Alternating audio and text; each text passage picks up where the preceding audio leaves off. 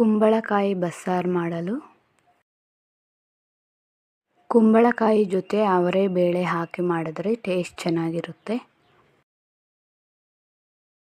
ಅವರೆ ಬೇಳೆ ಕುಕ್ಕರ್ಗೆ ಹಾಕಿ ತೊಳೆದು ನೀರು ಹಾಕಿ ಉಪ್ಪು ಹಾಕಿ 1 ವಿಷಲ್ ಹಾಕಿಸ್ಬೇಕು. ಕುಂಬಳಕಾಯಿ ಕಟ್ ಮಾಡಿಕೊಂಡು ಪಾತ್ರೆಯಲ್ಲಿ ಉಪ್ಪು ಹಾಕಿ ನೀರು ಹಾಕಿ ಬೇಯಿಸ್ಕೊಳ್ಳಿ. ಒಂದು ಕಡೆ ಬೇಳೆನೂ ಬೇಯುತ್ತೆ, ಇನ್ನೊಂದು ಕಡೆ ಕುಂಬಳಕಾಯಿ ಕೂಡ ಬೇಯುತ್ತೆ. ಈರುಳ್ಳಿ, ಬೆಳ್ಳುಳ್ಳಿ ಮತ್ತು ಕರಿಬೇವಿನ ಸೊಪ್ಪು ಎಣ್ಣೆ ಹಾಕಿ ಬಾಣಲೆಯಲ್ಲಿ ಫ್ರೈ ಮಾಡ್ಕೊಳ್ಳಿ. ರುಬ್ಬೋದಕ್ಕೆ ಕೊಬ್ಬರಿ, ಕೊತ್ತಂಬರಿ ಸೊಪ್ಪು, ಹುಣಸೆಹಣ್ಣು, ಬೇಯಿಸಿರೋ ಬೇಳೆ 1 ಸೌಟ್ ಹಾಕ್ಕೊಳ್ಳಿ. ಫ್ರೈ ಮಾಡಿರೋ ಈರುಳ್ಳಿ, ಬೆಳ್ಳುಳ್ಳಿ ಎಲ್ಲ ಮಿಕ್ಸಿ ಜಾರ್ಗೆ ಹಾಕಿ ರುಬ್ಕೊಳ್ಳಿ. ಬೆಂದಿರೋ ಕುಂಬಳಕಾಯಿಂದ ನೀರನ್ನು ಸಪ್ರೇಟ್ ಮಾಡ್ಕೊಳ್ಳಿ.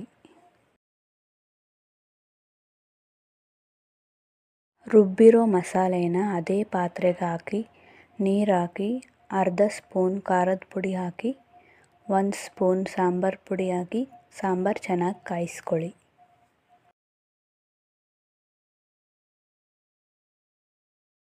ಒಗ್ಗರಣೆಗೆ ಬಾಣಲಿಯಲ್ಲಿ ಎಣ್ಣೆ ಹಾಕಿ ಸಾಸಿವೆ, ಈರುಳ್ಳಿ ಮತ್ತು ಕರಿಬೇವು ಹಾಕಿ ಮೆಣಸಿನಕಾಯಿ ಸೇರಿಸಿ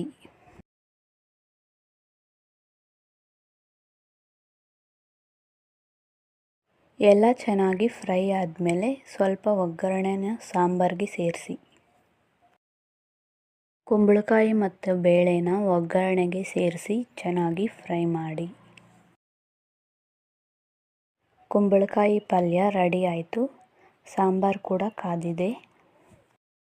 ರುಚಿಯಾದ ಕುಂಬಳಕಾಯಿ ಬಸ್ಸಾರು ರೆಡಿ ಆಯಿತು.